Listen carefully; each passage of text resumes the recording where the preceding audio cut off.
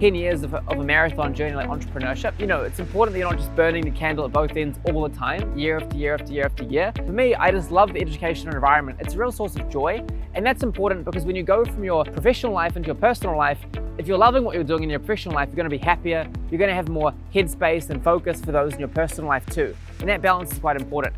The good thing about entrepreneurship is as you go through this journey, many of your close friends actually become people that you've built with for many, many years. My co-founder Fangzhou and I aren't just co-founders, we're really best buddies. We've been through this journey since we were 18, through all kinds of different challenges, milestones, and really exciting moments. And that just builds great friendship, great fraternity as well.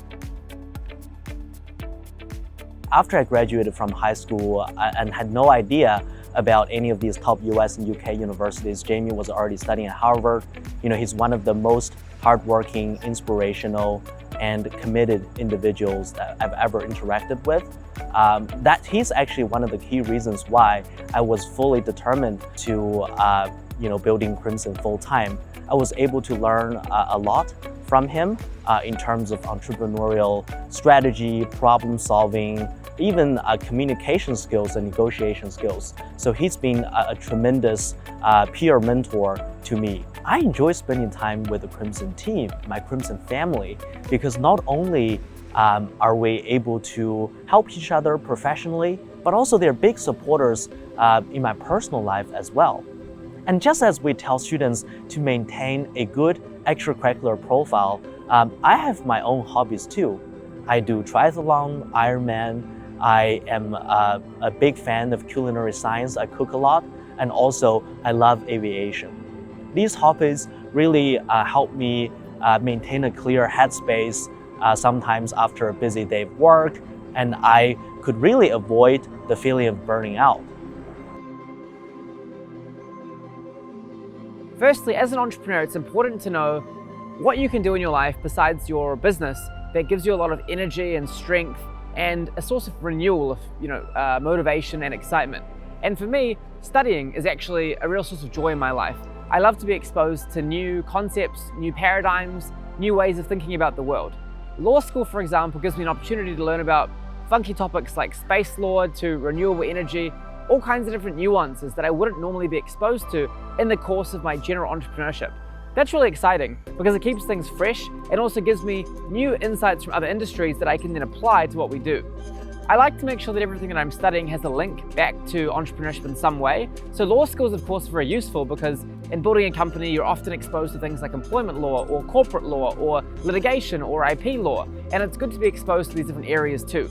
So I try and make sure there's always a theme that makes me hopefully a strong entrepreneur. Other key things that I would say would be making sure that you're thinking intentionally about whether or not your entrepreneurship is bringing you fulfillment, because you've got to have that stamina, especially when you get more and more people in your organization, and that leadership and that people time is so important. The joy of also building is that often many of your close friends evolve into the world of Crimson, in my case, or general entrepreneurship.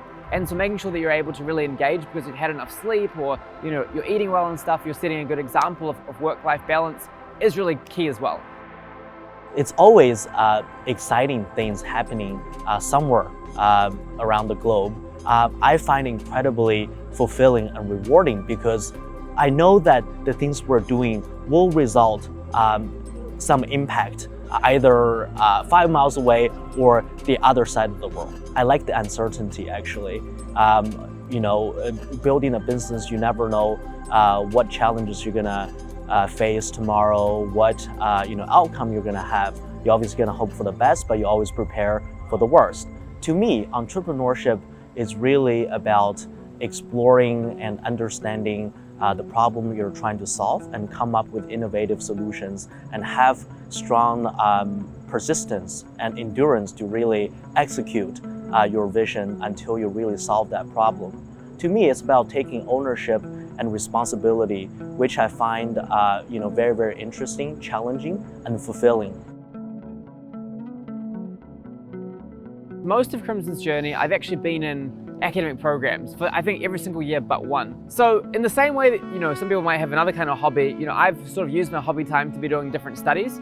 And also, that often gives me, opportunities to meet new inspiring students that I can bring into the Crimson ecosystem in various ways. So normally at each university that I go to, I meet new professors, new faculty, new classmates that can join the Crimson journey and help us.